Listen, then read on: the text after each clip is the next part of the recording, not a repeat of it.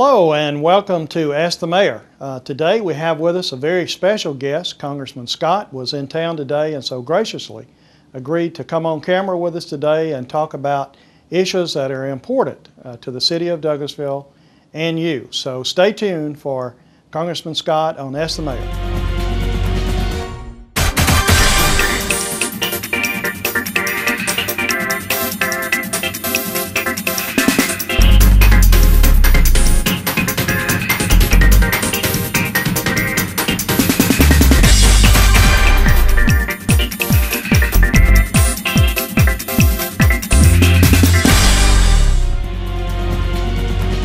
Well, Congressman Scott, thank you very much for coming in today on Ask the Mayor program to talk with us. We certainly appreciate it. Well, it's my pleasure, Mayor. You know, first thing I want to say is thank you and congratulate you on your magnificent reelection and congratulate you also on the fine job you're doing.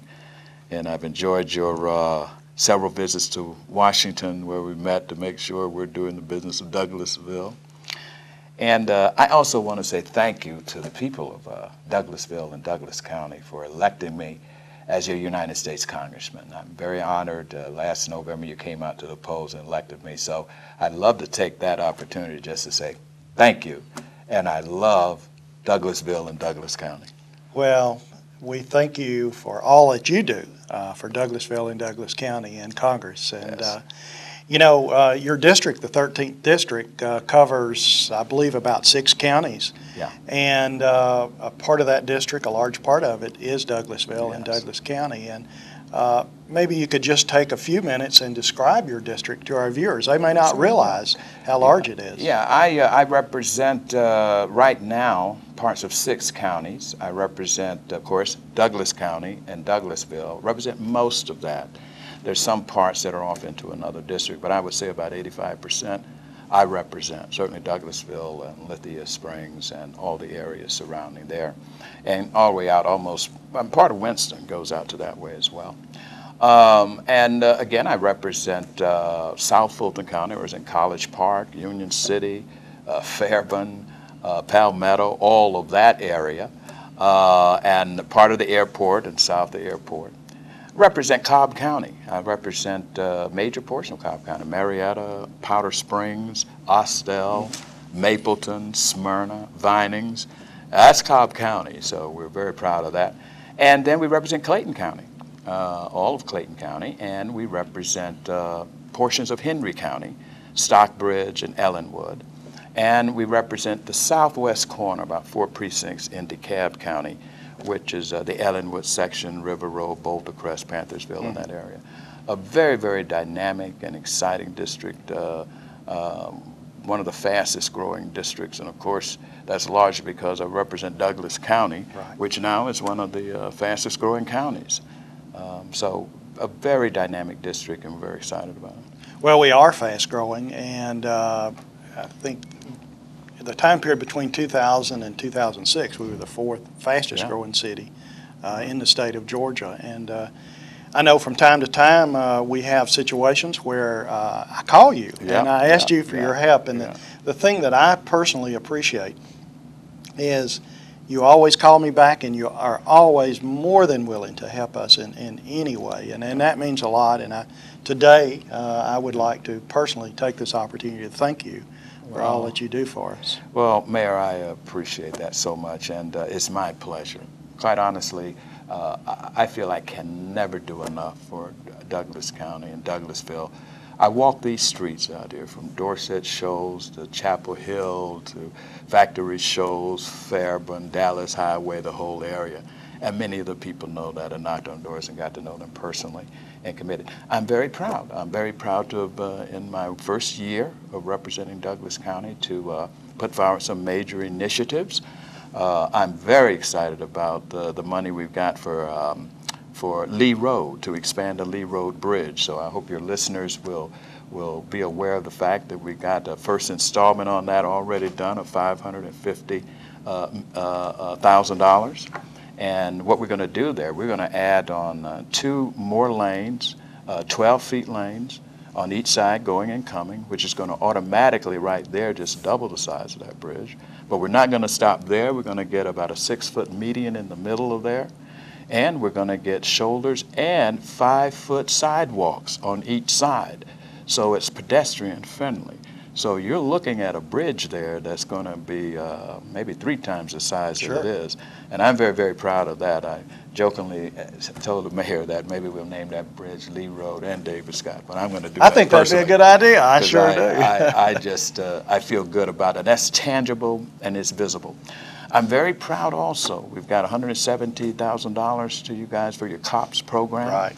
$500,000 for our Inner Harbor Neuro Feedback Program, which we have right here in Douglas County and Douglasville. And that is a very important because that facility is making great inroads into the neuro treatment of our children, to make sure that their brain waves are working properly. So many things happen that go undetected with children, and learning disabilities and behavioral things start early in life. What they're doing helps to detect that and match that with good physical health. So you have the mental health and the psychological health and the physical health all combined there to move.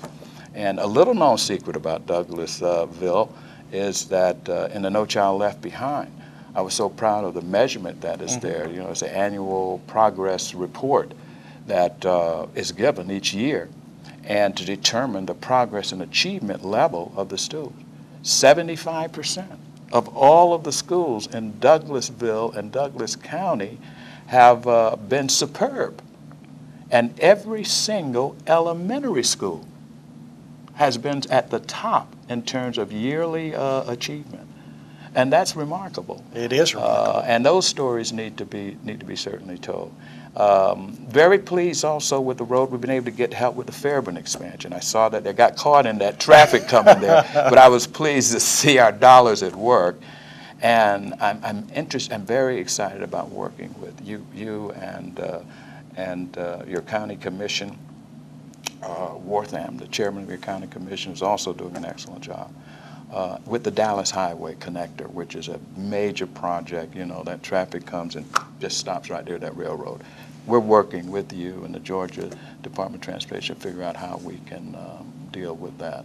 And the $200,000 we got for your courts, too, was very helpful. So I'm just pleased with the opportunities that I've had to be able to bring some badly needed dollars into this community. And I want to say this too, because maybe your wife is listening.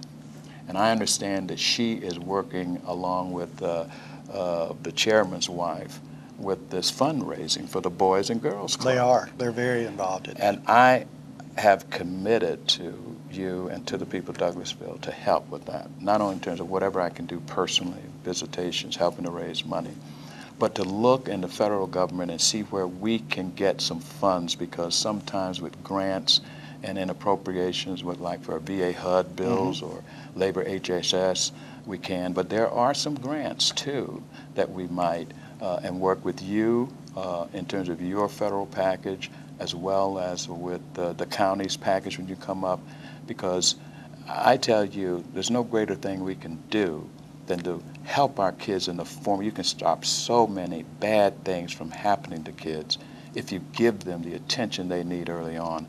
And that's what the Boys and Girls Clubs have done. I grew up with the Boys and Girls Club, and it was very helpful to me. So, you know, I just want the people of Douglasville to know that I'm a champion of that, and I'm going to help you raise some money for it. Well, thank you, and that is a much-needed project. Actually, the Boys and Girls Club is located in one of our city parks. It's located in Hunter Park, and of course, we actually have a long-term contract with them to use city property, and they're doing that major expansion out there, and they're doing fundraising now, so that's perfect timing for those grants. Good. Congressman, you know, one of the things that all of us are keenly aware of now, and it's on everyone's mind, is the drought situation and the water situation and lack of water and lack of rain and what are we going to do in the future. I wonder if maybe we could just take a few Sure. minutes to talk about that situation and let our viewers know if there are if there are things that are happening on the federal level. Yeah, absolutely. We're moving as fast as we can on several fronts. First of all, a part of the problem that we had is the fact, of course, everybody knows about the lack of rain, and I think global warming is having an effect. The whole climate situation around the planet is very abnormal. But we've had another problem in terms of the Endangered Species Act, where the Corps of Engineers have been dipping out water out of Lake Lanier, our primary source of watering, millions of gallons every day for a number of years, because that was written into the Endangered Species Act to protect the mussels and these certain kind of fish downstream into Florida. Well, we have introduced bills to give an exemption to that, to make sure that while we love mussels and fish, I mean, we got to take care of human beings first. Right. We can't put I that as a agree with priority. So we have been working with that for about a month. Finally, and the Corps has been so stubborn with this that we've had to put a bill in. We've had to threaten them. We had to go to them. So finally, they've eased back a bit, and now they're not taking as much water out of there. Now, that's one thing that we're doing. The second thing that we're doing is we have passed a Water Resources Act that was just passed. And in this Water Resources Act, which I mentioned, we were able to put, for my area alone, and that's why I fought so hard for it, $24.5 million. And the city of Douglasville will get a portion of that. And that will go to help you with your water building infrastructure, wastewater treatment, stormwater, and to help make sure you have the infrastructure in place to be able to, as we move forward, to get in a position where you can reserve some of that water for use down the road. That was the Water Resources Act. Now, and an important thing about that, President Bush had vetoed it. And I was a part of that delegation and went to the White House, and I said, my Lord, how in the world? We're facing the worst drought in the history of this country in the South. Nowhere is hit like in Georgia. That's right. And my folks need this $24.5 million in here. And he was just as stubborn as can be. I just could not figure it out. We went back and we got some Republicans and we got Democrats. We got mad as we could be, and we overrode the president's veto. So now you got that $24.5 million to help to conserve the water. So when it rains, we stop spilling so much. That we have treatment for wastewater that we can now turn with this technology into drinking water. We're also working with, out of this, a research grant, hopefully with, I think it's the University of Maryland, and we're trying to get the University of Georgia. But there is technology now that is being used over in Saudi Arabia and I think in the Mediterranean area to turn seawater into drinking water. And we are a coastal state. So we are going to begin to look and be able to figure out how we can get that technology applied here in Georgia to turn seawater from the oceans, from the Gulf and from the Atlantic Ocean into drinking water. So on those three accounts, we're moving forthrightly. But more important than anything else is we need to pray.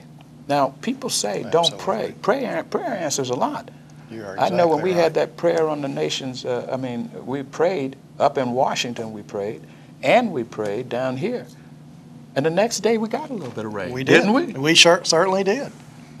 So everything helps, but rest assured that we in Congress are doing absolutely everything, and I think we got a number of things in place to make sure that we have ample drinking water and that this never happens again where we get in such a desperate shape. So as we get more rain, and it's going to come, we will understand how to conserve a little better, and we understand that we don't ever want to be in a position ever again where we're this close to running out of drinking water. Well, that's great. It's certainly wonderful news, the $24.5 million for additional reservoirs and the things that we might need. You know, one of the issues that we're dealing with is the battle between Georgia, Alabama, and Florida. Yeah. And of course, that's more of a local issue, not a federal issue. But just wondered if you wanted to comment on that. Well, you know, I comment on it. I've talked to Governor Perdue, who is, I think, doing a very good job in trying to represent us at the table. I think that I have some disappointments with the Florida governor, Alabama governor, because on a couple of occasions we're in the table, we're in the room, everybody agrees this way. Then you go back home and all of a sudden in the paper, you get governor from Florida saying, oh, Right. Something totally different. So you got to sit there and shake your head. But what is important is that you keep them at the table, we keep talking, and we keep negotiating. I mean, God made this country in a beautiful way, and he made these rivers and streams for all of us, and we've got to learn how to share them. That's exactly right. The other question is, you know, we hear a lot of talk, we read a lot of articles, we see things on TV about the effects of global warming and how that's affecting our weather patterns, and certainly if that is happening, it could affect the amount of rain and other things. On the federal level, are there study committees, initiatives that will begin to address these things? And yeah, they are. One of the you know, I'm on the Foreign Affairs Committee as well as the NATO Parliamentary Assembly, which is NATO nations coming together 4 times a year in various parts of the world, and which is one of the reasons I couldn't make the Boys and Girls Club at that time when we had that dinner not a while ago. I hate I missed that, but I was in Iceland at that time with that meeting, and at the top of the agenda, as serious as Iraq is, as serious as Iran and Pakistan and all those areas, and we did get to those, and we discussed all of those, and the Russian with the missile defense system we're trying to put up in Europe, in Czechoslovakia, and in Eastern Europe. Global warming, the climate change, was at the top of the agenda, because this is not just a problem within the United States. That's right. This is a worldwide problem, and we've got to have cooperation from these other nations. Now, we are a major contributor. There is absolutely no other question. It's been proven with all research and everything else without a shadow of a doubt that much of the global warming we experience now is man-made. And much of it has come from what we call the greenhouse gases effect. And that comes from so much of the carbon dioxide that is pumped in largely from our traffic. Right. And that's another issue that we've got to get control of. But a lot of it is coming from pollutants in places like China and some of these underdeveloped countries, China especially. I mean, those coal-fired plants over there are pumping tons of this stuff in the air, and they move. One of the reasons we had it in Iceland was because they wanted to show, and I went out to these places where we looked at what it was 10 years ago and then what it is now, and it's almost like night and day. Right. The polar ice caps are melting up there. When I was up there, and this was about a month and a half ago, because that's when we had the Boys Club thing, normally very cold. And I went there all prepared to be like an Eskimo up there. But do you know one thing? A couple of times we could take our coats off up in Iceland. So the effects are it is quite honestly the #1 issue that's facing the future of our planet. We've got to get our hands around it. We've got to cry a cry of emergency to it. We've got to get out of these automobiles. We've got to get alternative means of transportation. But more than anything else, which is hard to do to get people to say, oh my God, we've become such a mobile car country and society based upon the automobile, that we've got to get smart and get out of the combustible engine fuel requirements, which means petroleum, and go to clean energy. Now, so we're at the forefront of that. I'm also on the Agriculture Committee. And in our Farm Bill, we've been able to put in $4.2 billion to develop ethanol plants. Now, ethanol is a part of the key issue for our future because it's not a dirty fuel. Right. It's a clean fuel. I went down to Brazil. We went down to Argentina. 86% of all the automobiles in Rio de Janeiro, in St. Paulo, in Argentina, are made out of ethanol. Now, if made from sugarcane, which does two things. It's a clean fuel and it's a Sure, renewable fuel. Grow it again. Gasoline and petroleum is a dirty fuel, and it's going to run out eventually. Right. It's not renewable, so we have no choice in the matter. And so we've just got to have this sense of urgency to come back. So we got that $4.2 billion in that farm bill for low-cost loans for people to come and set up ethanol plants. And the ethanol will come from two sources. It will come what we call granular, which is grain, basically corn. But that creates another problem, because if you base the future of ethanol on corn, and then you raise the price of corn, then when you go to the store to get your pork, to get your beef, to get whatever it is, Price goes up on price that. goes high and you can't Right. do it. So we've got to go to the other form, which is cellulosic, which is like the sugar cane. Now, we don't have sugar cane, but we have pine trees and woodstock and switchgrass, all of that right here in the South. And we're working with universities and other research institutions to try to find others, like kudzu. I think if we could get kudzu where it is, we'd have a problem with the kudzu. But That's it's exactly coming. right. But all this is renewable, and it's coming from our plant life, and it's coming when we can make energy from things we grow, soybeans, all of that. But the key now is the pine straw and pine trees, the derivatives, what falls off the tree, in addition to those wood chips. Already we've got some ethanol plants being built here in Georgia, over in southwest Georgia. We got one that is going up. We'll get others, because the other thing is they got to be built in the area point of close to distribution. That's why the corn you is don't not have to- going to work either, Right. because the corn mostly is in the Midwest and Upper West. Got to transport it. So we're doing that on those two scores to deal with the global warming and the cause and effect of it. But you mentioned it is clearly the number one issue facing the survival of our planet. Well, thank you for joining us today. Wasn't this a great program we had with Congressman Scott today? This is the first part of a two-part series of an interview with Congressman Scott. Join us next time for the conclusion of Congressman Scott's interview on Ask the Mayor.